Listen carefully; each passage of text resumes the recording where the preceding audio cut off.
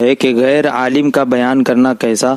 ہم محفل میں جاتے ہیں تو معلوم ہوتا ہے کہ جو بیان کر رہے ہیں وہ غیر عالم ہے، تو محفل سے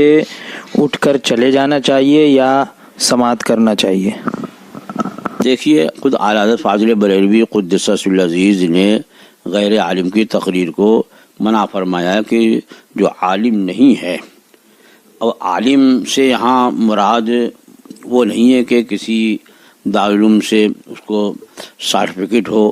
عالمیت کی تو یہ عالم ہوگا، بلکہ عالم سے مراد علم والا، یعنی شریعت کا اتنا علم رکھتا ہے کہ وہ حلال و حرام کو جانتا ہے،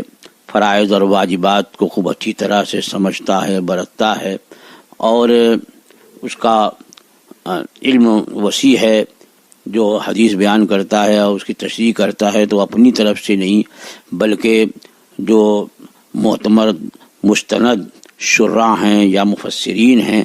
ان کا بیان کرتا ہے، اس کا عالم ہے، وہ اتنا جاننے والا ہے، تو اس کو تو اجازت ہوتی ہے، اور جو اتنا علم نہیں رکھتا ہے تو اسے تقریر کرنے کی اجازت نہیں۔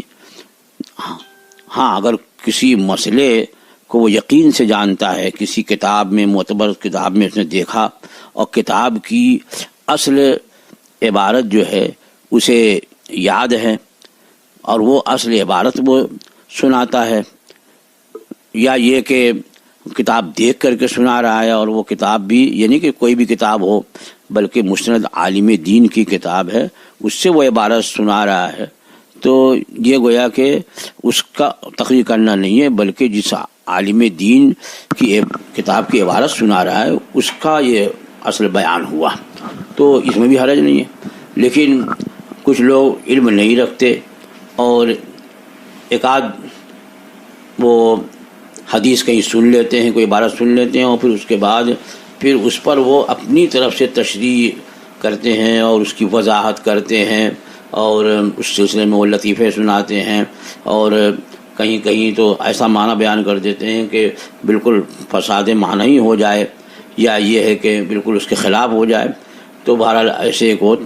ایسے بے علم کو یا کم علم کو تقریر کرنے کی سختی سے ممانعت ہے، اور معلوم ہے کہ یہ تقریر کر رہا ہے یہ علم شریعت کا علم نہیں رکھتا ہے اور شریعت کے مسئلے بیان کر رہا ہے، تو پھر سننا نہیں چاہیے بلکہ وہاں سے ہٹ جانا چاہیے۔